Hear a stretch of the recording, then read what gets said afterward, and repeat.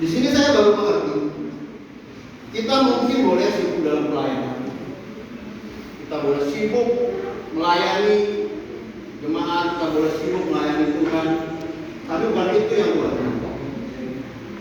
Tuhan mau kita bergaul secara pribadi. Itu yang berkenan di hadapan Tuhan. Seperti cerita Maria dan Marta, ketika mau datang ke rumah mereka, Marta sibuk sana sini, ambil ini untuk Tuhan, siapkan ini untuk Tuhan. Tapi Maria,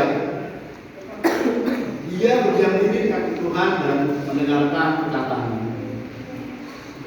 Jadi Tuhan mau dan lebih suka kita berdiam diri di hadapan Tuhan, kita punya hubungan secara pribadi sama Tuhan, punya doa yang rutin sama Tuhan, dan mendengarkan firman Tuhan setiap hari.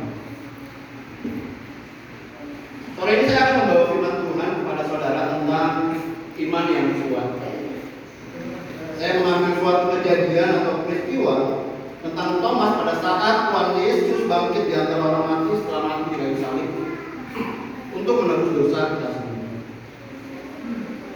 Dalam kisah ini saya mau lihat dari perspektif yang berbeda, dari sudut pandang yang berbeda.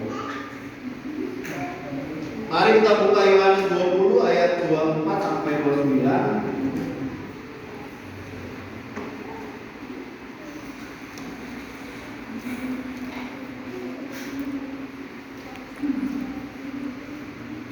Saya akan bacakan saudara.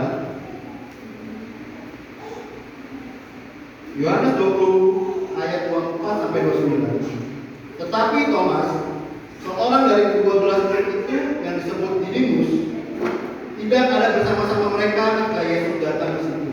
Jadi pada saat Tuhan Yesus menampakkan diri pertama kali, Thomas ini nggak ada. Lalu muridnya cerita ke Thomas ini, maka kata murid-murid yang lain itu kepadanya, kami telah melihat Tuhan. Tetapi Thomas berkata kepada mereka, sebelum aku melihat bekas paku pada tangannya, dan sebelum aku mencucukkan jariku ke dalam bekas paku itu, dan mencucukkan tanganku ke dalam lambungnya, sekali-kali aku tidak akan percaya. Beberapa hari kemudian, murid Yesus berada kembali dalam rumah itu, dan Thomas bersama-sama dengan mereka. Sementara pintu-pintu terkunci, Yesus datang dan dia berdiri di tengah-tengah mereka dan berkata, damai sejahtera bagi kamu. Kemudian dia berkata pada Thomas, jadi Tuhan berkata sama Thomas, taruhlah jarimu di sini dan lihatlah tanganku, ulurkanlah tanganmu dan tutupkan ke dalam lambungku, dan jangan engkau tidak percaya lagi, melainkan percaya. Thomas menjawab dia, ya Tuhanku dan Allahku. Kata Yesus kepadanya, karena engkau telah melihat aku, maka engkau percaya. Berbahagialah mereka yang tidak melihat, namun percaya. Dari kisah Thomas ini kita bisa melihat ada keraguan, ada ketidakpercayaan, iman yang lemah dan iman yang kendor. Iman yang goyah di dalam diri Thomas tentang kebangkitan Tuhan Yesus. Kita tahu Thomas ini salah satu dari 12 murid Tuhan Yesus yang selalu berjalan bersama Tuhan, yang selalu diajarkan sama Tuhan, yang selalu bersama-sama sama Tuhan 24 jam saat itu. Tetapi iman Thomas bisa lemah, bisa goyah, dan bisa kendor. Tanpa kita sadari, karena kita seperti Thomas. Saat ujian iman datang, saat cobaan datang, saat badai datang, iman kita goyah, iman kita lemah. Thomas berkata di ayat 25, maka kata murid-murid yang lain itu padanya, kami telah melihat Tuhan. Tetapi Thomas berkata kepada mereka, sebelum aku melihat bekas paku pada tangannya dan sebelum aku mencucukkan jariku ke dalam bekas paku itu dan mencucukkan tanganku ke dalam lambungnya, sekali-kali aku tidak akan percaya. Jadi Thomas nggak percaya di Tuhan sudah bangkit, dan dia mau ada pembuktian. Karena itu dia bilang, aku tidak akan percaya sebelum mencucukkan jariku ke dalam bekas paku dan lambung Tuhan. Jadi dia nggak ada kepercayaan sama sekali, sedang padahal dia itu murid Tuhan. Menusuk itu artinya menusuk dengan jari. Jadi Thomas mau tusuk jarinya itu pakai jarinya mengatakan itu mau tusuk. Baru dia percaya. Dia mau tusuk lambungnya Tuhan nih. Mungkin yang bolong saat itu atau seperti apa kayak tahu, tapi Thomas ingin ada pembuktian. Lalu ayat 27 berkata, Tuhan berkata kepada Thomas. Kemudian dia berkata kepada Thomas, taruhlah jarimu di sini dan lihatlah tanganku. Ulurkanlah tanganmu dan tutupkan ke dalam lambungku, dan jangan engkau tidak percaya lagi melainkan percaya. Di sini Tuhan tegur Thomas. Dengan ucapan atau perkataan yang Thomas ucapkan pada saat bicara sama murid-muridnya. Jadi di sini Tuhan tegur.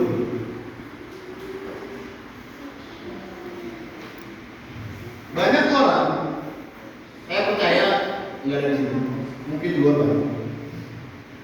Maunya Tuhan tunjukin berkatnya dulu, baru kita percaya, baru kita punya iman yang kuat. Maunya kita tunjukin pertolongannya Tuhan dulu, baru kita punya iman, baru kita percaya.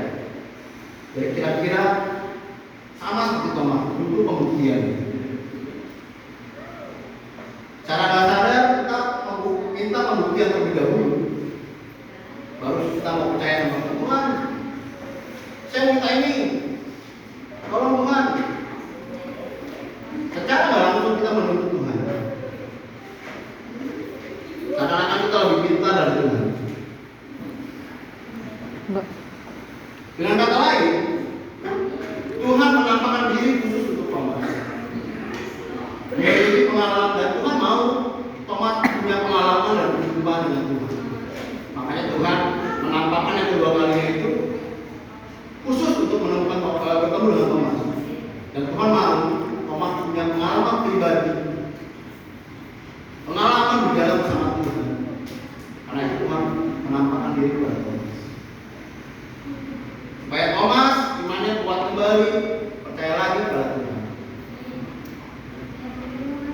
Artinya bahwa Tuhan mendengar dan perhatikan setiap perkataan Thomas saat itu. Walaupun Tuhan saat itu nggak ada di sisi Thomas pada saat Thomas mengucapkan dan meminta pembuktian kepada murid-muridnya. Jadi Tuhan nggak ada saat itu. Tapi Tuhan memperhatikan. Tuhan tahu apa yang Thomas butuhkan. Tuhan tahu apa yang Thomas minta pembuktian. Jadi di sini kita mengerti, walaupun Tuhan tidak berada di saat ada Thomas bicara dengan temannya, Tuhan tahu Thomas butuh pembuktian. Dan karena Yesus memiliki begitu besar kasihnya terhadap Thomas, dan Tuhan tidak mau meninggalkan Thomas dalam ketidakpercayaannya, iman yang lemah, iman yang goyah, Tuhan menampakkan dirinya khusus untuk Thomas, dan Tuhan mau Thomas ada pengalaman pribadi. Jadi ingat, Tuhan selalu memperhatikan kita. Tuhan tahu segala permasalahanmu, saya dan saya. Karena Tuhan memperhatikan walaupun kita tidak melihat Tuhan dari sini. Tapi Tuhan memperhatikanmu, Tuhan mendengarkanmu, dan Tuhan tahu setiap permasalahanmu. Bahkan Tuhan tahu jumlah rambut kita itu berapa banyak. Saking dia cintanya sama kita. Ada amin, saudara-saudara? Percayalah dengan iman bahwa Tuhan selalu beserta kita, Tuhan selalu di samping kita, Tuhan selalu menjaga kita, Tuhan akan selalu menolong kita, dan Tuhan Yesus tidak akan membiarkan kita terjatuh. Tuhan izinkan iblis mencobai kita, tapi Tuhan tidak izinkan iblis untuk menjatuhkan atau menghancurkan kita. Dan di ayat 29 Tuhan berkata kepada Thomas, kata Yesus kepadanya, karena engkau telah melihat aku, maka engkau percaya. Berbahagialah mereka yang tidak melihat, namun percaya. Jadi berbahagialah kita semua di sini yang tidak melihat Tuhan, tapi percaya. Amin. Karena berkatnya beda. Karena Tuhan sudah bilang, Berbahagialah mereka yang tidak melihat namun percaya. Di sini ada berkat yang begini. Lalu jangan sampai kita bersungut-sungut sama Tuhan. Jangan sampai kita tunggu momen dulu, sekarang dulu di rumah sakit. Jangan tunggu sampai nafasnya udah ngap-ngap dulu. Jangan sampai kita tunggu di ICU pakai oksigen. Lalu sekali dihirup, waduh, 2.000, aduh, 4.000. Karena kita di rumah sakit kan oksigen bayar. Nggak mungkin kita lagi sekarat lalu bilang, waduh, ini mahal, ini nafas itu jadi sedikit. Nggak mungkin. Jadi jangan sampai kita tunggu sekarat lalu berdoa jadi sama Tuhan. Tuhan, saya mau melayani Kau. Tuhan, saya mau melayani sungguh-sungguh sama Tuhan. Ya kalau lagi sekarat kita dengan Tuhan. Kalau mau dengerin, oh itu duluan. Nanti. Jadi jangan sampai kita mau berjanji komitmen sama Tuhan bahwa ingin melayani, ingin sungguh-sungguh sama Tuhan, mau kita sekarat dulu, mau kita gak berdaya, baru dari Tuhan. Jangan tunggu melihat pertolongan Tuhan dalam hidup Tuhan, kamu percaya harus punya iman besar. 2 Korintus 5 ayat 7. Sebab hidup kami ini adalah hidup karena percaya, bukan karena melihat. Jadi percayalah apa yang tidak terlihat. Karena apa yang kita lihat itu tidak kekal. Jadi percayalah apa yang kita tidak lihat.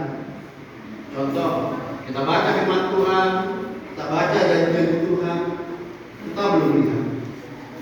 Tapi dengan iman kita percaya bahwa janji Tuhan akan digenapi.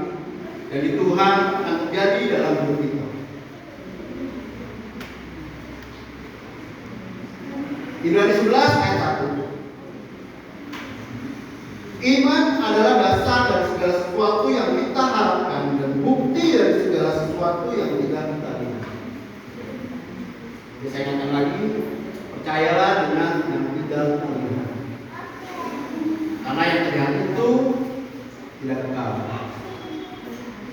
Kita klaim janji Tuhan agar terjadi dalam saya dan saudara, karena Tuhan selalu menepati janji. Dan kita perlu tahu bahwa iman itu sesuatu yang sangat penting. Iman itu artinya percaya pada Tuhan, percaya kepada firman Tuhan, dan percaya pada janji-janji. Begitu pentingnya iman. Tanpa iman, mustahil akan berkenan kepada Allah. Kita hari ini banyak ayat. Ibrani 11 ayat 6. Tetapi tanpa iman, tidak mungkin orang berkenan kepada Allah. Kita boleh banyak lagi, kita boleh nyanyi paling kencang di gereja, kita boleh kasih kolektor paling besar, kita boleh kasih perpuluhan paling besar. Tapi kalau tanpa iman, mustahil berkenan kepada Allah. Masih aman di sini? Aman. Masih semangat? Amin. Alkitab juga berkata bahwa tanpa iman tidak mungkin selamat.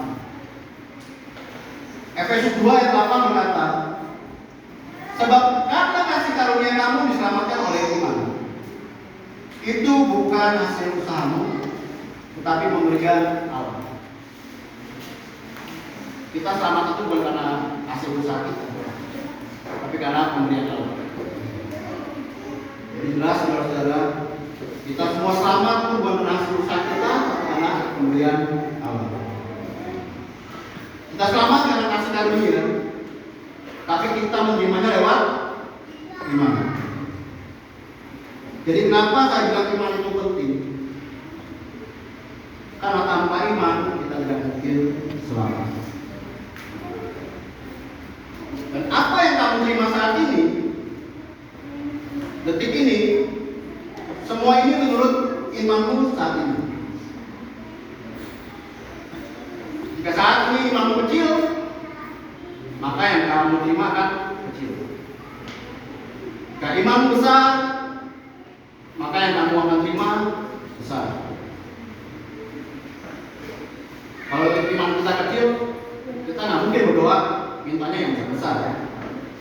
Sebaliknya juga gitu. Kalau kita punya iman besar, nggak mungkin kita doanya yang kecil. Jadi semua apa yang kalian dapat itu menurut ukuran iman masing-masing. Jadi saya dulu tahun 2005 sampai 2006 antara 2005 atau 2006 saya kan suka motor. Jadi saya saat itu lagi ke mall di parkir ada motor besar, motor satu tuh.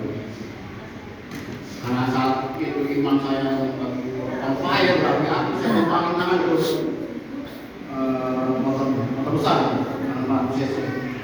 Saya bilang, Tuhan, saya percaya saya akan punya motor besar ini.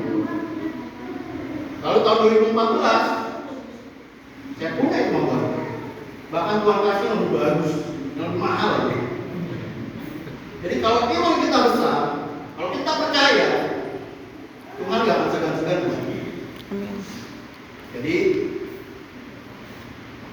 iman kita yang menentukan apa yang kita dapat saat ini. Markus 11 ayat 24 berkata, karena itu aku berkata kepadamu, apa saja yang kamu minta dan doakan, percayalah bahwa kamu telah menerimanya, maka hal itu akan diberikan kepadamu. Pada kita, pas kita berdoa, sudah terima belum? Firman Tuhan berkata, maka hal itu akan diberikan kepadamu. Artinya terima, artinya udah terima, nyatanya udah terima belum? Belum. Tapi kita percaya sudah terima di mana? Iman. Kenyataannya kita belum terima, tapi kita percaya kita sudah terima dengan iman. Jadi kalau kita berdoa, minta ini, Tuhan berikan ini, terima dengan iman, percaya dengan iman. Walaupun kenyataannya kita belum. Jadi percayalah dengan iman. Pertanyaannya, bagaimana cara supaya memperluas, memperbesar, memperkuat iman kita dan supaya iman kita tumbuh? Satu, membaca firman Tuhan. Roma 10 ayat 17. Jadi iman timbul dari pendengaran, dan pendengaran oleh firman Kristus. Sebab sekarang banyak orang lebih banyak nonton YouTube, nonton Instagram, TikTok. Waktunya kurang untuk membaca firman Tuhan. Iman kita bertumbuh jika kita punya lebih banyak waktu untuk membaca firman Tuhan. Dan banyak juga orang yang baca firman Tuhan itu dalam hati, terus berdoa juga dalam hati. Kalau saya sarankan kita kalau baca firman Tuhan itu dan berdoa itu suara. Karena kalau kita baca firman Tuhan lalu berdoa dalam hati, kadang-kadang tiba-tiba bisa berpikiran foto, yang goreng, Indomie. Karena kurang konsentrasi. Kalau kita baca firman Tuhan, kalau kita berdoa bersuara, kita lebih konsentrasi. Jadi saya sarankan bersuara. Lalu jangan juga banyak membaca-baca atau berita-berita dunia. Karena kalau berita-berita yang baik-baik di dunia, yang nontonnya dikit. Kayak misalkan bahan orang, bangun rumah sakit, kalau ada modal, yang nonton dikit saudara. Tapi kalau misalnya ada kabur nih, misalkan ada manusia yang potong 100 misalkan, wah yang nonton banyak, yang komen banyak. Pasti banyak itu, rame itu. Tapi kalau kita membaca firman Tuhan setiap hari, itu akan memperkuat iman kita. Iman kita akan bertumbuh, menyegarkan jiwa kita, membuat kita lebih kuat menghadapi cobaan, angin badai maupun gelombang yang besar. Iman kita akan kuat dan